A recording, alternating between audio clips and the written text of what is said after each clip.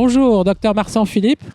Je suis avec Francis. Nous sommes tous passionnés d'échographie et notre passion surtout, c'est de mettre les généralistes à l'échographie parce que l'on sait que c'est un outil formidable. C'est le stéthoscope du 21e siècle, comme le disait le professeur Bourgeois.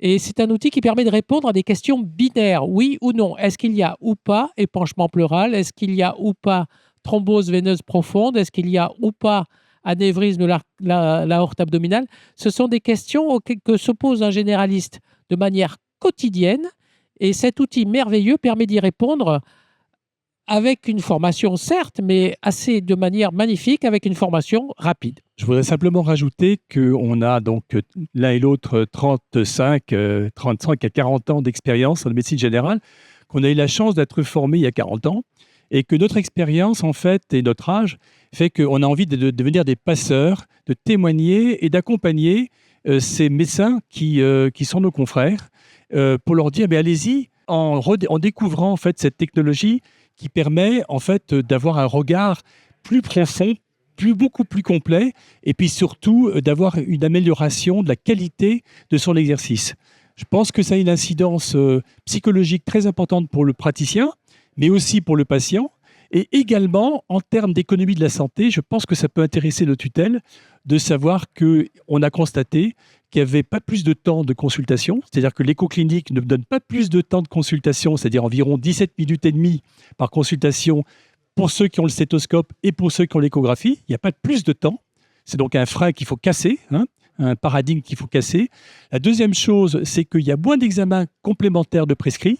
C'est donc un gain d'économie pour le patient, pour la société. Et troisièmement, les patients ont une meilleure adhérence au projet thérapeutique parce que le diagnostic, qui est une hypothèse au départ, devient immédiatement une quasi-certitude. Donc ça fait quand même beaucoup d'éléments positifs.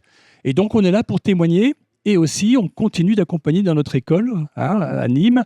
On continue d'accompagner nos confrères, mais pas seulement, aussi dans les cabinets de nos collègues. On les accompagne avec des groupes de pairs et on encourage tout le monde à passer le cap. La limite, c'est la nécessité de formation. Bien sûr, la formation est obligatoire, mais il y a déjà un premier niveau avec une formation nécessaire où le généraliste peut déjà faire des très beaux diagnostics, se conforter dans ses analyses assez rapidement. Si on fait par exemple pour la thyroïde 60 thyroïdes, on sait, ça a été démontré, qu'on a déjà une compétence diagnostique. Ça ne veut pas dire qu'on est expert, mais on est compétent en écho clinique. En ce qui concerne les diagnostics, en fait, ce qu'il faut savoir, c'est qu'évidemment, ça va concerner.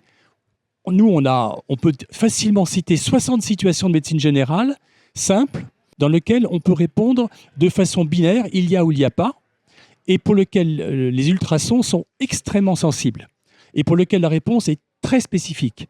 Donc, si on a un examen simple, très sensible, dont les résultats sont très spécifiques et que si on se limite à des questions binaires, il y a, il n'y a pas, exemple, un épanchement pleural ou pas, une ascite ou pas, un globe vésical ou pas, une grosse aorte, c'est-à-dire un anévrisme ou pas, éventuellement du liquide dans une articulation, dans une bourse séreuse ou pas, en se limitant à des choses extrêmement simples de ce type-là, eh bien, on a une certitude, j'ai bien une certitude de ne pas se tromper parce que c'est facile, c'est deuxièmement accessible tout de suite, troisièmement, c'est extrêmement sensible, et quatrièmement, c'est extrêmement spécifique.